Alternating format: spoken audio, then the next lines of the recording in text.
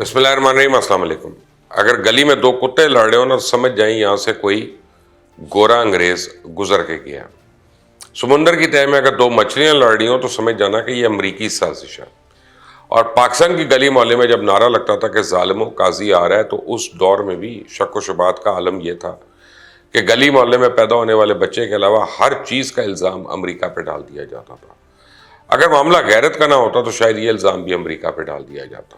اس دور میں تو یہ مشہور تھا جو کرواتا ہے وہ امریکہ ہی کرواتا ہے۔ اور پھر عمران خان نے 22 سال اگلی نسل کے جوان ہونے کا انتظار کیا اور پھر اسی ٹرک کی بتی کے پیچھے لگا دیا جس کے پیچھے ہمارے بزرگ لگے ہوئے تھے۔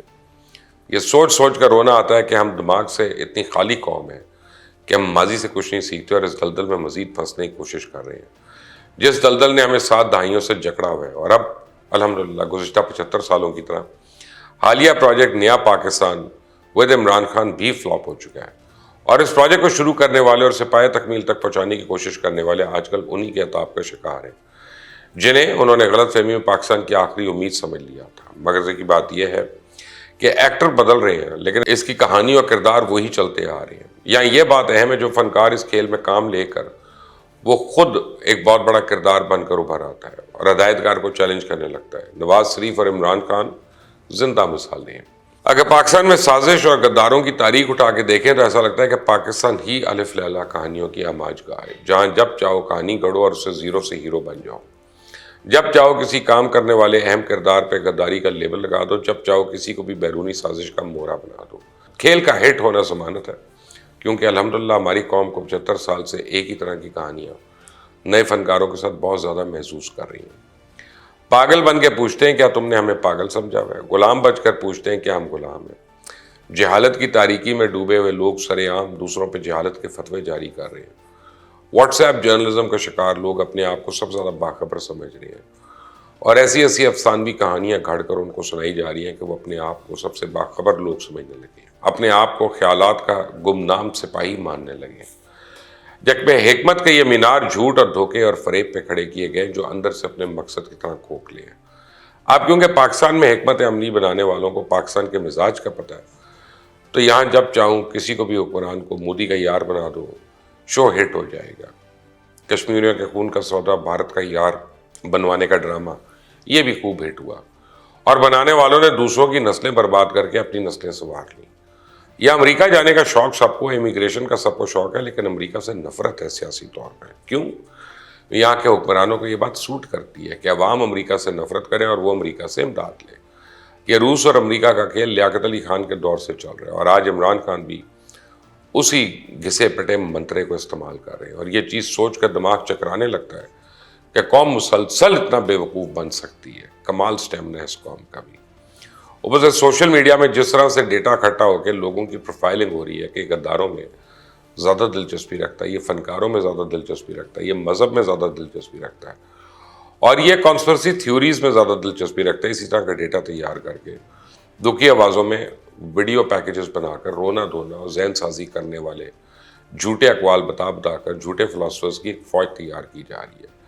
اب کیونکہ عمران خان کا امریکی سازش کا ڈرامہ اس کے سپورٹرز کو جھوٹی تسلی فراہم کر رہا ہے، اور ان کے پاس اس کے علاوہ اور کوئی وجہ نہیں کہ عمران خان کی 4 سالہ تباہی کو کوئی جسٹیفیکیشن دے سکے، اس لیے ڈرامہ سپر ڈپر ہٹ ہے۔ لیکن ہر چیز کی ایک عمر ہوتی ہے، اور حقیقت سامنے آنے کے بعد جھوٹ پر ذرا دیر قائم رہنا ممکن نہیں ہوتا۔ آج سب کو پتہ ہے کہ راولپنڈی سازش کیس کی حقیقت کیا تھی، مجیب الرحمان واقعی غدار تھا یا نہیں، ثانیہ بنگلہ دیش کیسے ہوا، لنڈن پلان کیسے بنا۔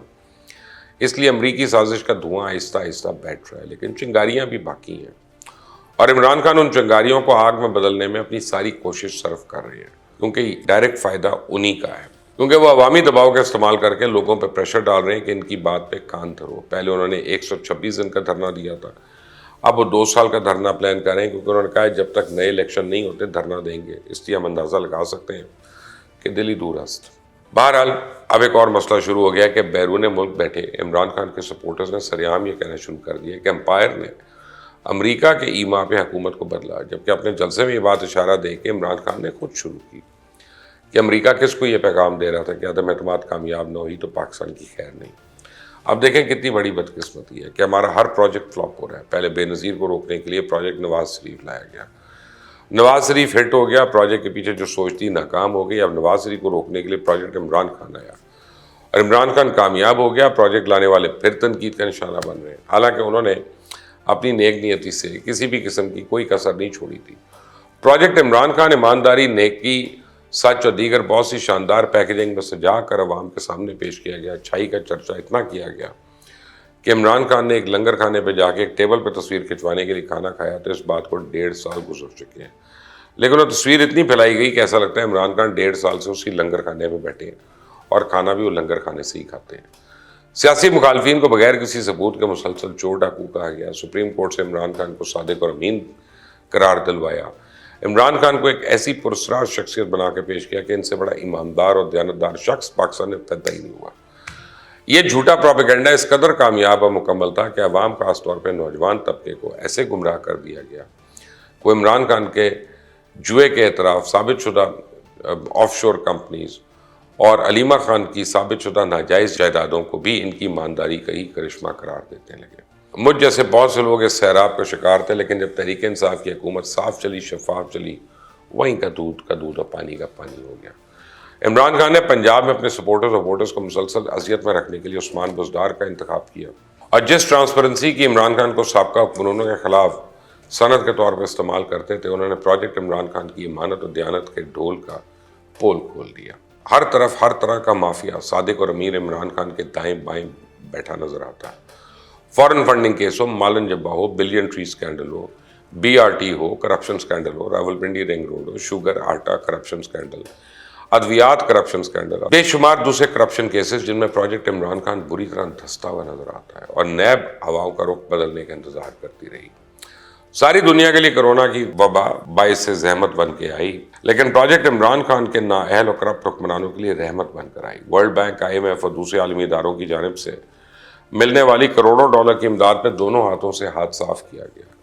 کرونا فنڈ میں آڈیٹر جنرل نے کرپشن کا انکشاف کر دیا، اور ڈاکٹر ظفر مرزا جو عمران خان کے صحت کے امپورٹڈ مشیر تھے، وہ ان حالات میں ماسک کی فروخت میں ملوث پائے گئے، جبکہ اس سے پہلے والے وزیر صحت کیانی صاحب سکینڈل سے پائے گئے تو انہیں وزارت سے ہٹا کے پارٹی کو دے دیا گیا۔ کسی ذمہ دار کے خلاف نہ کوئی ریفرنس بنا، نہ کسی کو سزا ملی، اور دوائی لینا غریب آدمی کے لیے عیاشی بن گیا۔ شوگر سکینڈل میں کسی ذمہ دار کے خلاف بھی کوئی کارروائی نہیں ہو سکی۔ سنا کہ وفاقی وزیر خسرو بختیار پشاور ایئرپورٹ سے بیرون ملک روانہ ہو گئے تاکہ نئی حکومت کے آنے کے بعد اپنے خلاف کارروائی سے بچ سکیں، پھر کہتے ہیں امپورٹڈ حکومت۔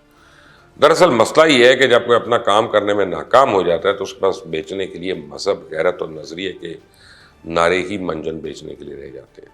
اس میں عمران خان کا کوئی قصور نہیں، وہ بھی اسی مٹی کا خمیر ہے، انہی کی طرح حرکتیں کر رہا ہے۔ اسی سے امیدیں لگانے والوں کے ساتھ میں صرف ہمدردی کا اظہار ہی کر سکتا ہوں۔ آئندہ تک کے لیے اجازت دیں، اللہ حافظ۔